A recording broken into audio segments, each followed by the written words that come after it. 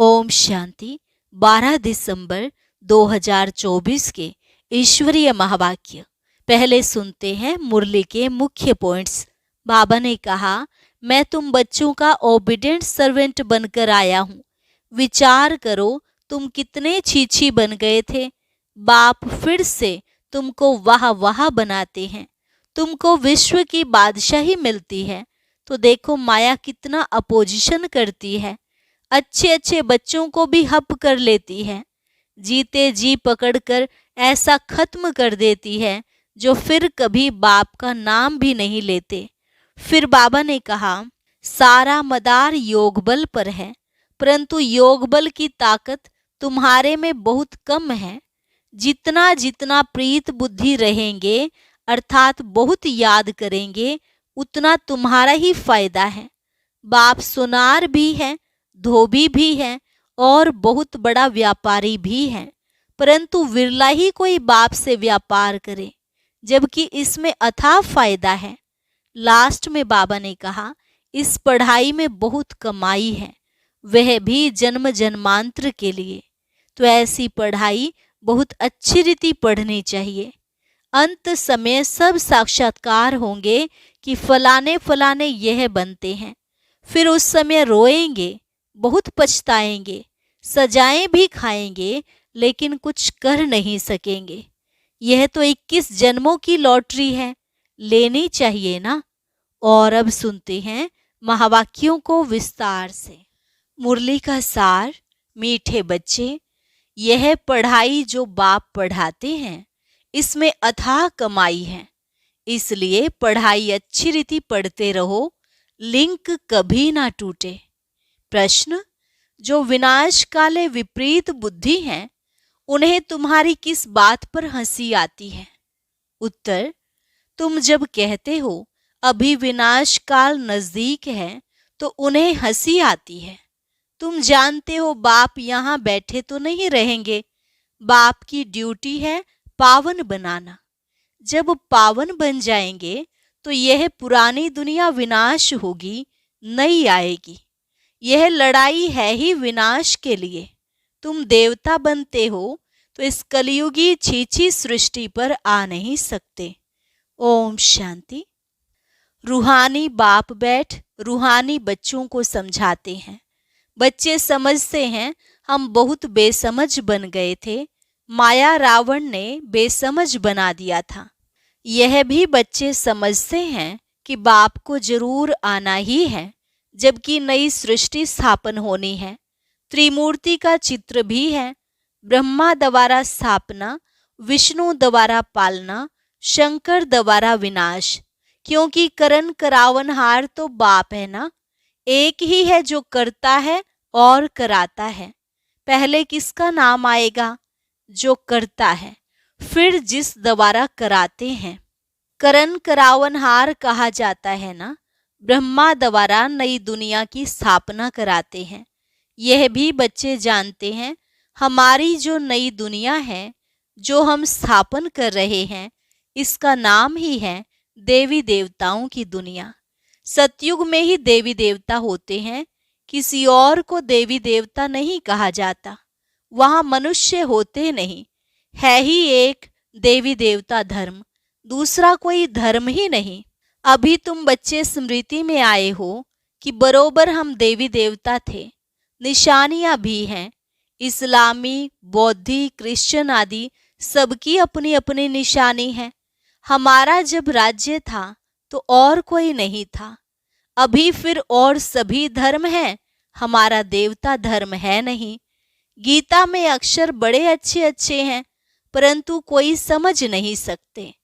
बाप कहते हैं, विनाश काले विपरीत बुद्धि और विनाश काले प्रीत बुद्धि। विनाश तो इस समय ही होना है। बाप आते भी हैं संगम युग पर, जबकि चेंज होती है। बाप तुम बच्चों को बदले में सब कुछ नया देते हैं। वह सोनार भी है, धोबी भी है, बड़ा व्यापारी भी है। बिरला ही कोई बाप से व्यापार करे।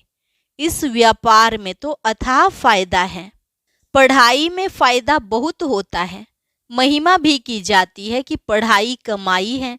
वह भी जन्म जन्मांतर के लिए है। तो ऐसी पढ़ाई अच्छी रीति पढ़नी चाहिए ना। और पढ़ाता भी बहुत सहज हूँ। सिर्फ 1 हफ्ता समझकर फिर भले कहाँ भी चले जाओ, तुम्हारे पास पढ़ाई आती रहेगी, अर्थात मुरली मिलती रहेगी, तो फिर कभी लिंक नहीं टूटेगी। यह है आत्माओं की परमात्मा के साथ लिंक। गीता में भी यह अक्षर हैं, विनाश काले विपरीत बुद्धि विनश्यन्ति प्रीत बुद्धि विजयन्ति। तुम जानते हो इस समय मनुष्य एक दो को काटते मारते रहते हैं। इन जैसा क्रोध व विकार और कोई में होता नहीं।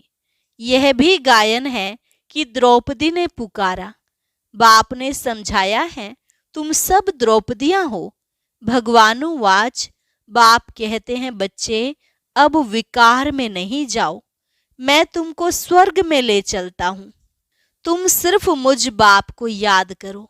अब विनाश काल है ना, किसकी भी सुनते नहीं, लड़ते ही रहते हैं। कितना उनको कहते हैं शांत रहो, परंतु शांत रहते नहीं।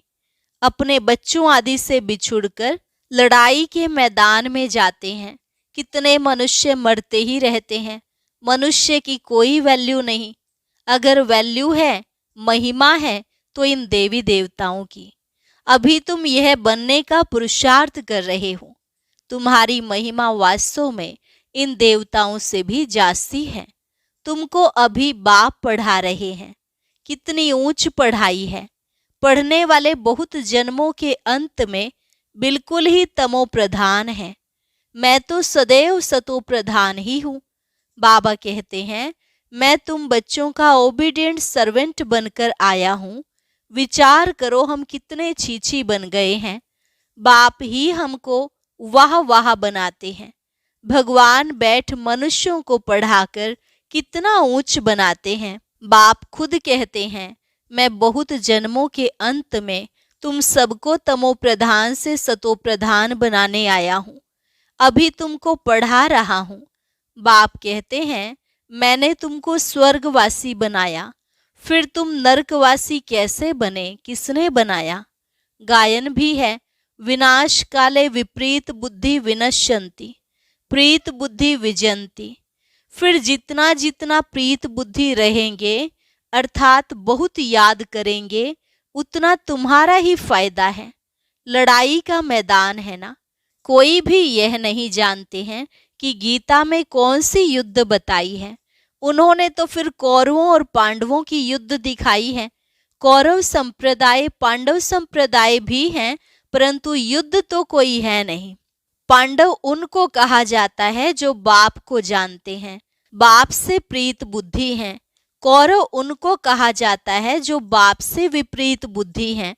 अक्षर तो बहुत अच्छे अच्छे समझने लायक हैं। अभी है संगम युग। तुम बच्चे जानते हो, नई दुनिया की स्थापना हो रही है। बुद्धि से काम लेना है। अभी दुनिया कितनी बड़ी है। सतयुग में कितने थोड़े मनुष्य होंगे। छोटा झाड़ होगा ना, वह झाड़ फिर बड़ा होता है। मनुष्य सृष्टि रूपी यह उल्टा झाड़ कैसे है, यह भी कोई समझते नहीं है। इनको कल्प वृक्ष कहा जाता है। वृक्ष का नॉलेज भी चाहिए ना। और वृक्षों का नॉलेज तो बहुत बहुत इजी है, झट बता देंगे। इस वृक्ष का नॉलेज भी ऐसा इजी है, परंतु यह है ह्यूमन वृक्ष। मनुष्यों को अपने वृक्ष का पता ही नहीं पड़ता है। कहते भी हैं गॉड इज क्रिएटर, तो जरूर चैतन्य है ना। बाप सत्य है, चैतन्य है, ज्ञान का सागर है। उनमें कौन सा ज्ञान है, यह भी कोई नहीं समझते हैं। बाप ही बीज रूप चैतन्य है, उनसे ही सारी रचना होती है। तो बाप बैठ समझाते हैं। मनुष्यों को अपने झाड़ का पता नहीं है, और झाड़ों को तो अच्छी रीति जानते हैं। झाड़ का बीज अगर चैतन्य होता तो बतलाता ना, परंतु वह तो है जड़। तो अब तुम बच्चे ही रचता और रचना के राज को जानते हो। यह सत्य है, चैतन्य है, ज्ञान का सागर है। चैतन्य में तो बातचीत कर सकते हैं ना। मनुष्य का तन सबसे ऊंच अमूल्य गाया गया है। इनका मूल्य कथन नहीं कर सकते। बाप आकर आत्माओं को समझाते हैं, तुम रूप भी हो, बसंत भी हो। बाप है ज्ञान का सागर, उनसे तुमको रत्न मिलते हैं। यह ज्ञान रत्न है, जिन रत्नों से वह रत्न भी तुमको ढेर मिल जाते हैं। लक्ष्मी नारायण के पास देखो कितने रत्न हैं, हीरे जवाहरों के महलों में रहते हैं। नाम ही है स्वर्ग, जिसके तुम मालिक बनने वाले हो। कोई गरीब को अचानक बड़ी लॉटरी मिलती है तो पागल हो जाते हैं ना। बाप भी कहते हैं, तुमको विश्व की बादशाही मिलती है तो माया कितना अपोजिशन करती है। तुमको आगे चल पता पड़ेगा कि माया कितने अच्छे अच्छे बच्चों को भी हप कर लेती है, एकदम खा लेती है। तुमने सर्प को देखा है, मेंढक को कैसे पकड़ता है, जैसे गज को ग्राह हप करते हैं। सर्प मेंढक को एकदम सारे का सारा हप कर लेता है। माया भी ऐसी है, बच्चों को जीते जी पकड़कर एकदम खत्म कर देती है, जो फिर कभी बाप का नाम भी नहीं लेते हैं। योग बल की ताकत तुम्हारे में बहुत कम है, सारा मदार योग बल पर है। जैसे सर्प मेंढक को हप करता है, तुम बच्चे भी सारी बादशाही को हप करते हो। सारे विश्व की बादशाही तुम सेकंड में ले लेंगे। बाप कितना सहज युक्ति बताते हैं, कोई हथियार आदि नहीं। बाप ज्ञान योग के अस्त्र शस्त्र देते हैं, उन्होंने फिर स्थूल हथियार आदि दे दिए हैं।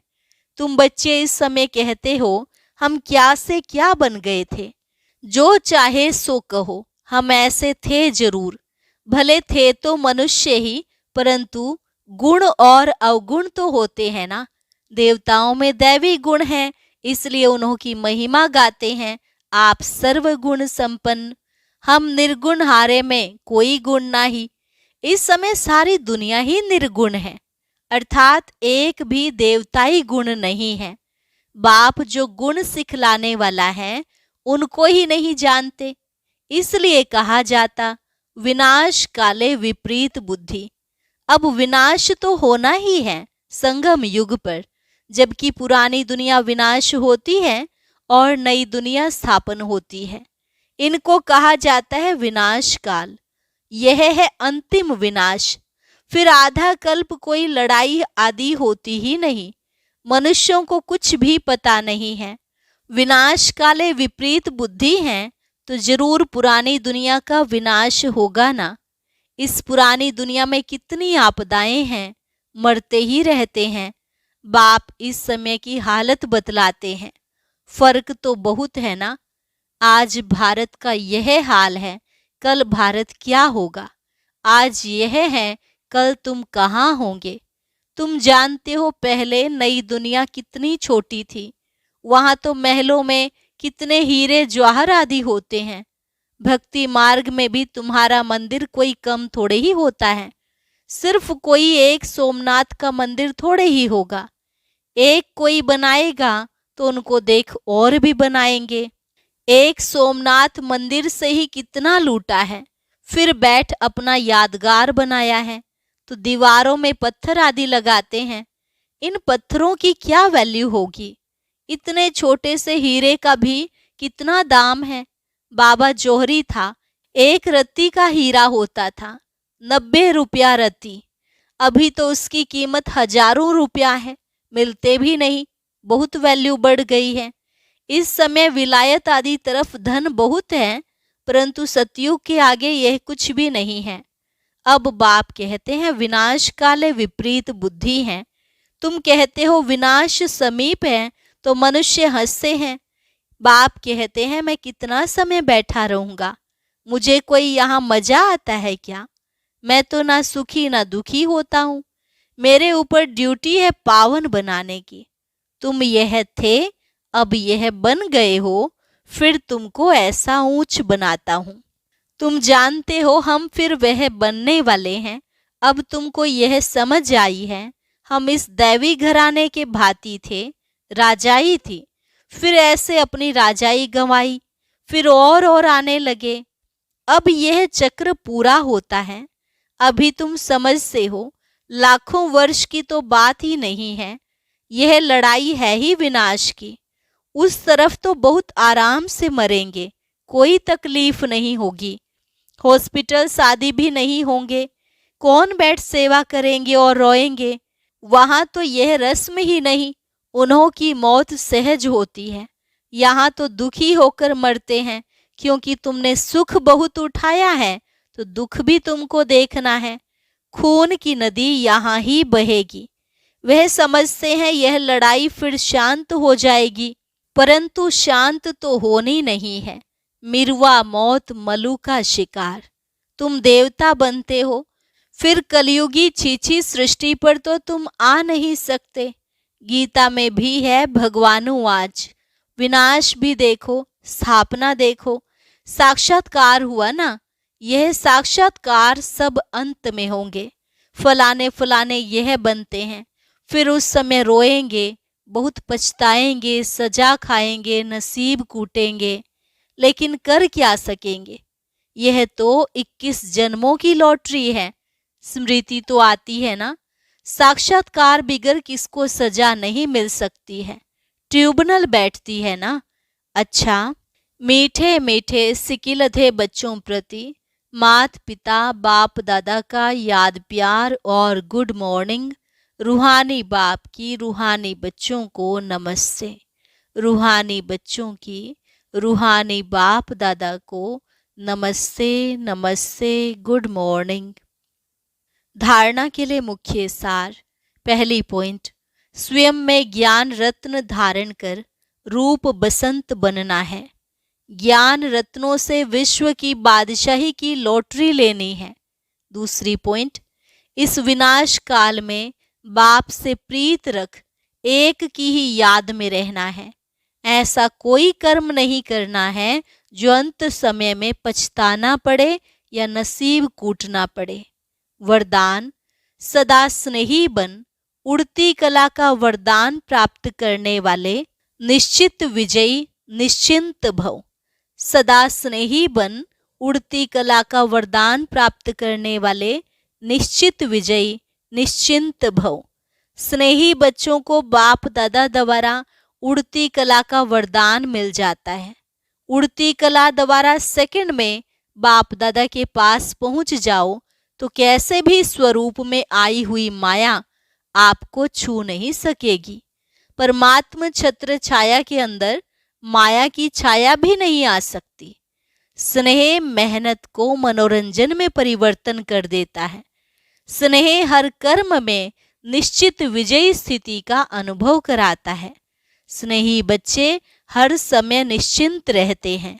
स्लोगन, नथिंग न्यू की स्मृति से सदा अचल रहो तो खुशी में नाचते रहेंगे। ओम शांति। ज्ञान मिलने के बाद भी कई ब्राह्मण बच्चों की शिकायत रहती है कि प्राप्ति नहीं हो रही, खुशी नहीं रहती। तो आज के ज्ञान मोती में बाबा ने इसका मुख्य कारण बताया है। जानने के लिए ऊपर दिए गए बॉक्स पर क्लिक करें।